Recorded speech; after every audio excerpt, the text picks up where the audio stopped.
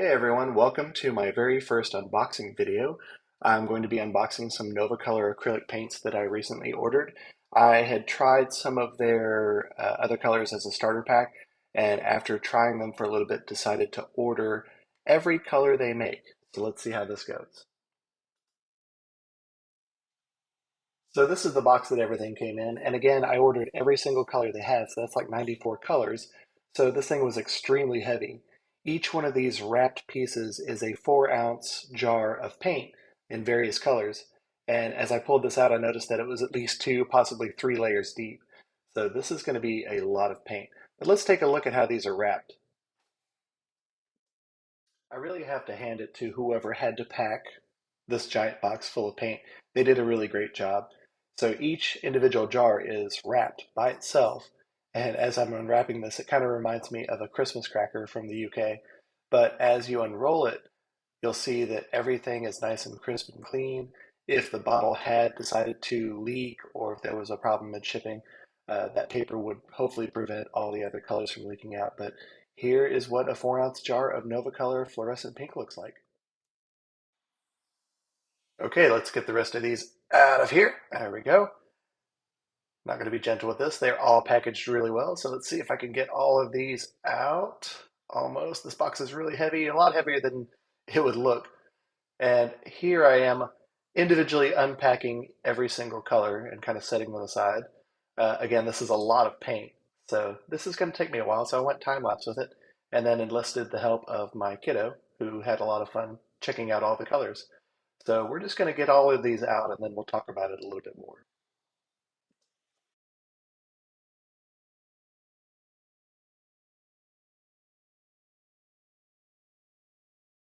Now that we've got all of these unpacked, let's see what they all look like together.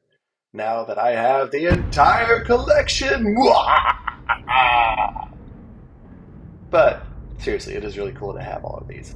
And here in a moment, we will take a look at what some of these colors do under a blacklight because there are pearlescent colors in there and there are fluorescent colors. So let's take a look at some of the fluorescents. We're going to start things off with fluorescent blue to see how it holds up under a black light. It's got some nice glow there. And then we'll switch over to orange, which is always pretty strong. And here it's no different. It's a very strong color. You can even see its reflection off of the wall there. Next up, we'll have magenta. Now, I haven't had a fluorescent magenta before, so it's interesting to see how this will go. Not as strong as the orange, clearly, but still really interesting. Next up is green, and greens are usually a pretty powerful fluorescent, and this one has more of a blue cast to it than the other fluorescents that I've used. Fluorescent red usually has an orange cast when it's under a black light, but this one has more of a pink cast. The yellow is usually yellow-green, but this one has a Gatorade green to it, a very strong green tinge to it, but very bright. And then finally, my favorite is pink. Pink is usually a really strong contender when it comes to fluorescence. And this is during the day. I have the black light on it, but this is in a well-lit room, but you can still see the glow. So I'd like to take some time to compare the Novacolor jars with some other acrylics that I use. Here is a bottle of Liquitex Basics Fluid Acrylic in cadmium yellow medium. And I love these because they have this nice little squirt top, but when you open them up, they've got these weird little seals on them. And sometimes these can be difficult to take off, but this one's not too bad. But when you take it off, what do you do with the seal? You can take the paint and kind of scrape it back into there. That works okay. But what I like to do is I like to take the seal and rub the paint off of the seal and rub it onto the cap. And the reason I do this is because it lets you know what the color looks like when it's dry, but it also lets you identify the bottle when it's on a shelf along with other colors. So it's just an easy way to see what colors you've got available. And here it's a pretty translucent color, so just going to smear it around. And then if you don't have enough, you can always dip your finger in the jar and add to it. And there we go.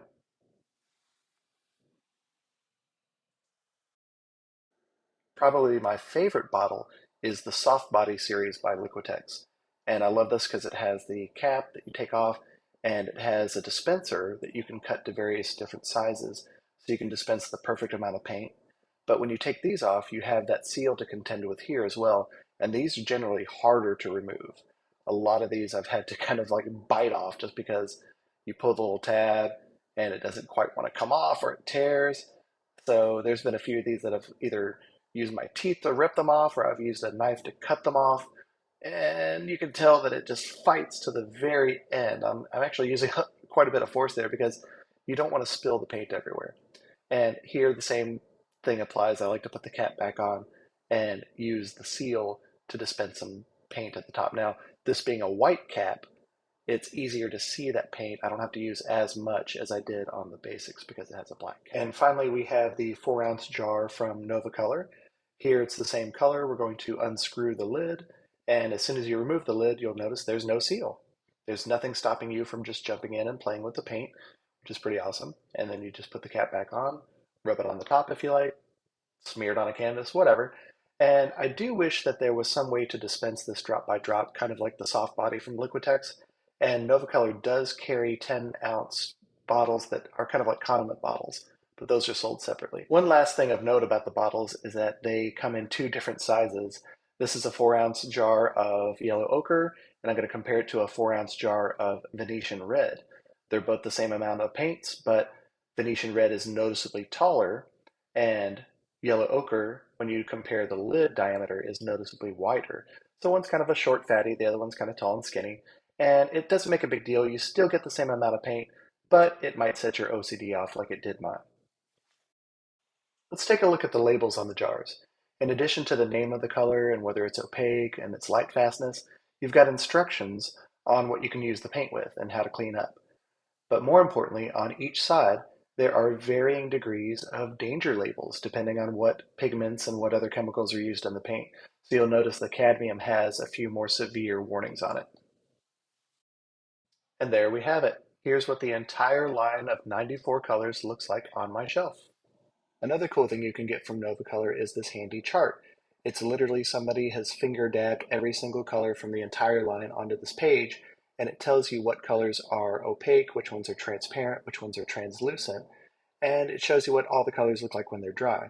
It's also handy because you can check off all the ones that you've got, so hopefully you don't order duplicates like I did. And that is our unboxing of Nova Color 4-ounce acrylic paints. I was first turned on to these because they were affordable and they looked really vibrant. And they are. In person, they're very vibrant colors. They go on buttery smooth, and the coverage is really nice so far. To be honest, I haven't had a lot of practice with these so far, so stay tuned for that. I'm going to be posting more videos this year about my usage of these paints, as well as other art supplies because I'm addicted to art supplies. If you're addicted to art supplies too, stay tuned for more videos. Thanks for watching.